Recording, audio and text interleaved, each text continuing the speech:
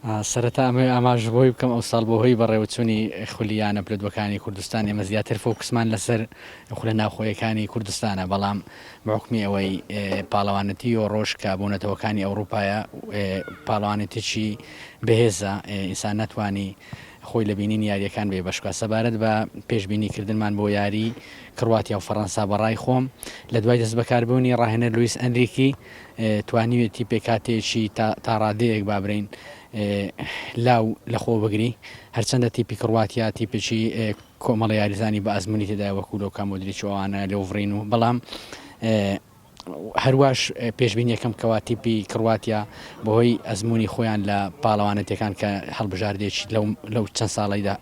ڕابرد و هەڵبژاردێکی دیارە لە نێو پاڵەوانەتیەکان بەڵام وای پێشبینیەکەم کە شێوازی یاریکردنی لویس ئەنریکی بە تایبەتی لە کۆتایاری کە توانی بە ئەنجامی 5 گۆڵ بەرامبەر بە هیچ لە سلۆڤاکیا باتەوە هەر پێشبینیەوەکەم کە نتوانم تعدی دیاریکەم کە ژمارە گۆڵەکان چەندە بەس وا پێشبینەکەم کە یاریەکە لە بەرژەوەندی ئیسپانیا بە کۆتا بێ. والله اسبانيا اقوياء. اسبانيا هي اللي يعني من زمان ما محصله على اللقب وهاي السنه هم جايين بقوه وجايبين لاعب شباب واقوى من كرواتيا. يعني اسبانيا اعتقد تفوز 2-0.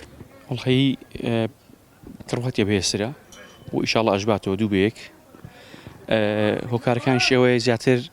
یارزانەکانی کرواتیە لە مێژ یاری پێکەواکەن بەڵام ئیسپانیا تەماشان کردیە چەند ساڵە یارزانەکانی ڕیال مەدرید و بەرشلۆنە پێکەوە یاریان کردیە زۆر بەهێز بووە بەڵام ئەو ساڵ دەڕیبی ئیسپانیا یاریزانەکانی ڕیال مەدرید هیچ بانگێش نەکردینە هۆکارێکەشی وا ئەبینم بووم دەڕیبی کرواتیاش چەند ساڵێکە تانی تەمرینی بۆ فەریقی ئەکاتەوەوانە ئینشاءڵڵا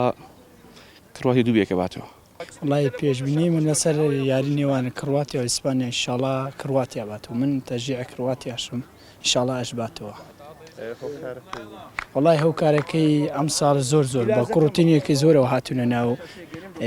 مۆندیالەکە ئینشاءڵڵا ئەش باتەوە. خۆم بە ئەسلی هۆڵنداوم بەس ئینشاءڵڵا کرواتیاش لە ئیسپانیا باتەوە.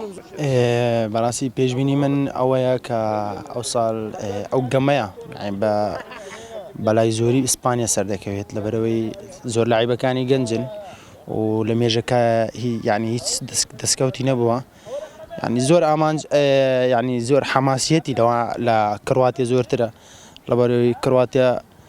لە ساڵەکانی ڕۆی یعنی لە پێش بوو تا لە کاس یان لە یۆرۆ زۆرتر پێشکەوت